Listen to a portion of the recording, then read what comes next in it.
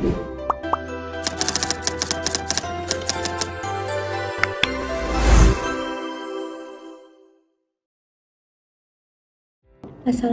warahmatullahi wabarakatuh. Perkenalkan, nama saya Siti Nabila dengan NIM 240705022. Hari ini saya akan membahas topik yang sangat relevan di era digital ini, yaitu keamanan jaringan wireless atau wireless network security.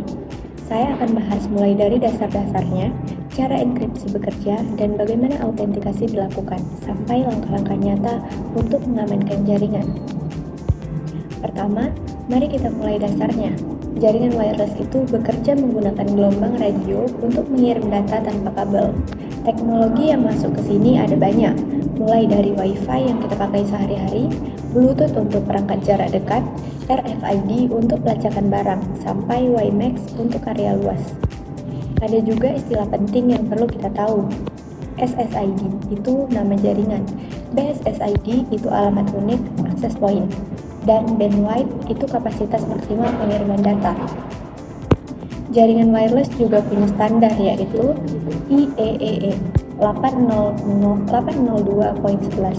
Versi terbarunya Wi-Fi 6 atau 802.11ax, dirancang khusus untuk tempat padat seperti stadion atau kampus. Sekarang kita masuk ke topik enkripsi. Enkripsi itu ibarat mengunci data supaya tidak bisa dibaca online saat dikirim lewat udara. Enkripsi pertama yang dipakai Wi-Fi namanya WEP.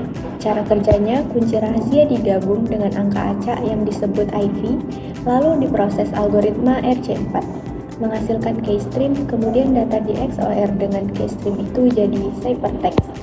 Kedengarannya canggih, tapi WEP punya kelemahan fatal. IP-nya cuma 24 bit dan dikirim terbuka. Jadi kalau lalu lintas jaringan banyak, IP bisa berulang. Penyerang bisa kumpulkan ribuan IP, lalu analisis polanya dengan tools seperti Aircrack NG, dan dalam hitungan menit password bisa dibobol. Maka, WEP sekarang sudah tidak boleh dipakai sama sekali. Karena WEP lemah, lahirlah WPA sebagai solusi. Sementara WPA tetap pakai RC4, tapi ditambah mekanisme TKIP yang mempengaruhi kunci setiap paket, jadi lebih susah ditebak. Sayangnya, WPA juga akhirnya bisa dibobol. Kemudian muncul WPA 2 yang jauh lebih kuat. WPA 2 pakai AES. Algoritma enkripsi yang dipakai militer dan perbankan. WPA 2 ada dua mode. Yang pertama personal, pakai satu password bersama. Kedua, enterprise, pakai server radius untuk autentikasi per pengguna. Lalu generasi terbaru WPA 3 hadir dengan metode SIP yang tahan terhadap serangan kamus. Ditambah fitur forward security. Artinya, meskipun kunci bocor, data lama tetap aman. WPA 3 adalah standar yang paling direkomendasikan saat ini. Selain enkripsi, jaringan wireless juga butuh autentikasi, yaitu proses memverifikasi siapa yang boleh masuk ke jaringan. Ada 3 metode utama. Pertama, Open System Authentication. Tidak ada verifikasi sama sekali, siapapun bisa langsung masuk. Ini yang biasa kita temukan di hotspot cafe atau bandara. Ratingnya low, paling tidak aman. Kedua, Share Key Authentication. Klien dan access point punya kunci WEP yang sama. Ada proses challenge respon untuk verifikasi. Tapi karena bergantung pada WEP yang sudah lemah, metode ini juga sudah tidak direkomendasikan. Ratingnya medium. Ketiga dan terbaik, Centralized Authentication dengan radius. Di sini, setiap pengguna punya kredensial unik. Proses autentikasi dikirim ke server radius yang memverifikasi identitas. Ini yang dipakai di kampus, perusahaan besar dan institusi. Ratingnya high. Oke, sekarang langkah praktisnya ada 6 tindakan yang harus dilakukan untuk mengamankan jaringan wireless. 1. Inventarisasi perangkat. Catat semua perangkat yang terhubung supaya tidak ada yang lolos tanpa izin. 2. Penempatan akses point. Penempatan akses point yang tepat.